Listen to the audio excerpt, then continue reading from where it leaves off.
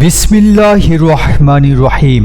আসসালামু আলাইকুম ওয়া রাহমাতুল্লাহ। প্রিয় বন্ধুগণ, রমজান মাসের গুরুত্বপূর্ণ ও মহিমান্বিত একটি রজনী হল শবে কদর।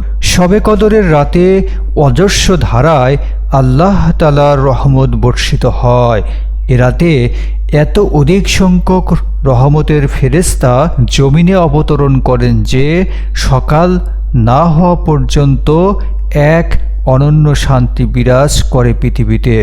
এই রাত্রিতে বেশি বেশি ইবাদত বন্দেগীতে মশগুল থাকা উচিত, কেননা রাসূল সাল্লাল্লাহু আলাইহি সাল্লাম বলেছেন, এ মাসে অর্থাৎ রমজানে এমন একটি রাত আছে যা হাজার রাতের চেয়ে উত্তম। যে এর কল্যাণ থেকে বঞ্চিত হলো সে সত্যি বঞ্চিত হলো। এ রাত্রিতে ইবাদত বন্দেগীতে অতিবাহিত করে আখিরাতের পুঁজি সংগ্রহ করা মুমিনের একান্ত কাজ। কিন্তু আমরা অনেকেই জানি না কি আমল করব, কিভাবেই বা লাইলাতুল কদর এই রাত্রি পালন করব। প্রিয় বন্ধুগণ, আজকের এই ভিডিওটি সে বিষয় নিয়েই সাজানো হয়েছে।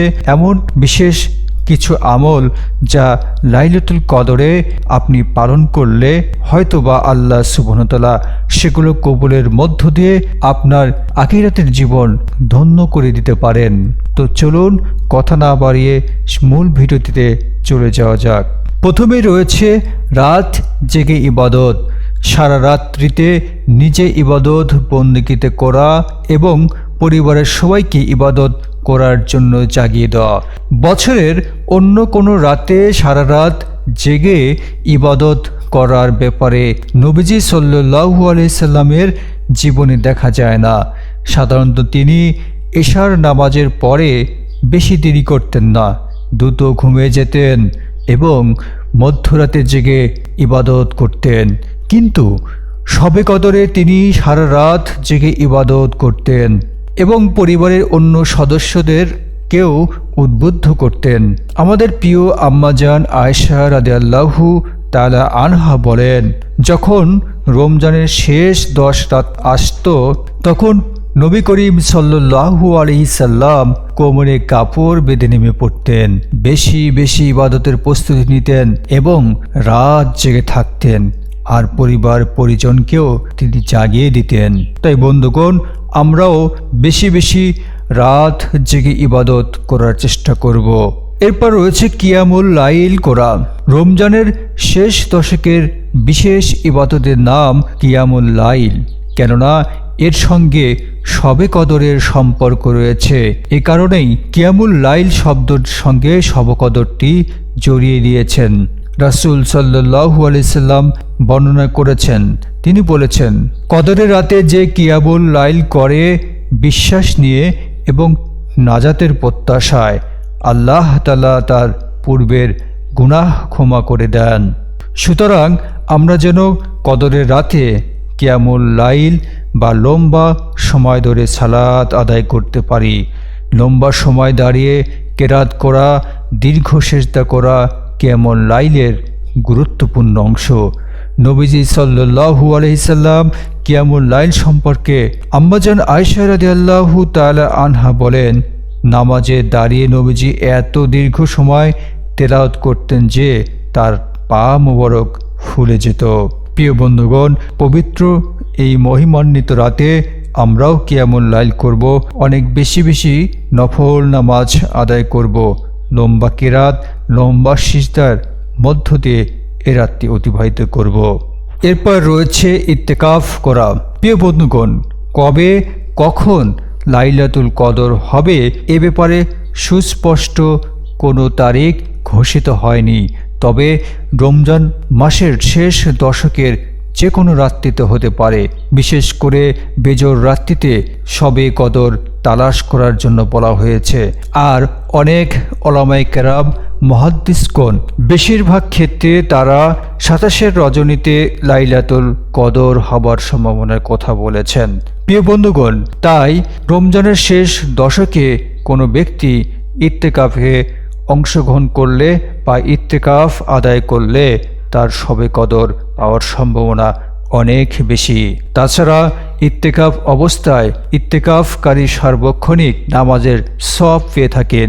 যেহেতু মসজিদ আল্লাহ তাআলার ঘর, সেহেতু ইত্তেকাফকারী আল্লাহ তাআলার প্রতিবেশী বা আল্লাহর ঘরে মেহমান হয়ে যান।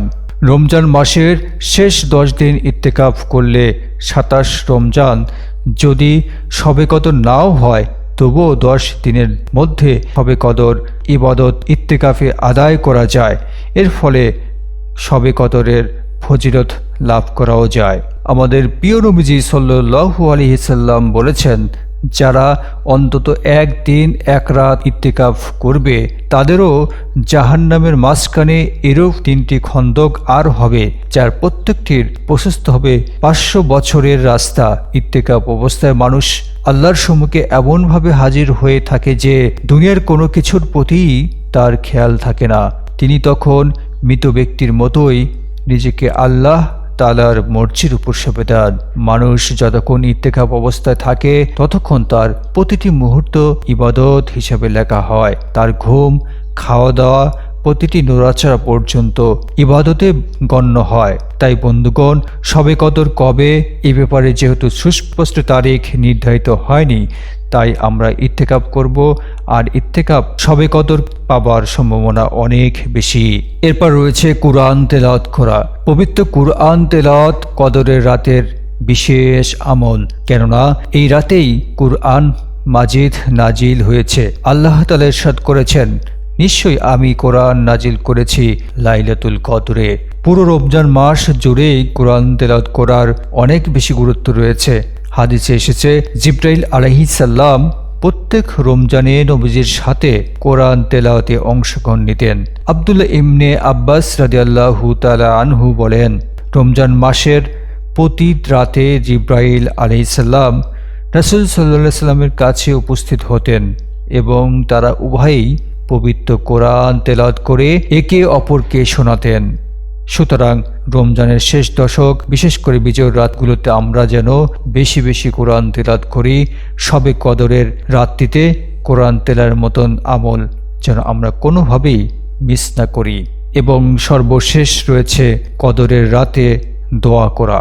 আমাদের প্রিয় আম্মাজান হযরত আয়েশা রাদিয়াল্লাহু তাআলা আনহা বলেন, রাসূল সাল্লাল্লাহু আলাইহি সাল্লামকে জিজ্ঞাসা করেন, হে আল্লাহর রাসূল, আমি যদি জানতে পারি লাইলাতুল কদর কোনটি, তাহলে আমি সে রাতে কি বলবো? তিনি বলেন, তুমি বলো, আল্লাহুম্মা ইন্নাকা আফউন তুহিব্বুল আফওয়া ফাফু আন্নি, অর্থাৎ হে আল্লাহ, নিশ্চয়ই আপনি ক্ষমাশীল, ক্ষমা করাটা আপনার পছন্দ, অতএব আমাকে ক্ষমা করে দিন। প্রিয় বন্ধুগণ, রাত কিংবা দিন সবসময় চেষ্টা করব এই দোয়া বেশি বেশি করা, বিশেষ করে শেষ দশক বা শবে কদরের রাতটিতে আমরা এই দোয়াটি পড়ব। প্রিয় বন্ধুগণ, এই ছিল শবে কদরের বিশেষ বিশেষ কিছু আমল। আশা রাখছি এই বিশেষ বিশেষ আমলগুলো আপনাদের অনেক বেশি ভালো লেগেছে এবং এই সমস্ত আমলগুলো আমাদেরকে প্রত্যেককেই আল্লাহ সুবহানাহু ওয়া তাআলা পালন করার তৌফিক দান করুন। আমিন। আসসালামু আলাইকুম ওয়া রাহমাতুল্লাহ।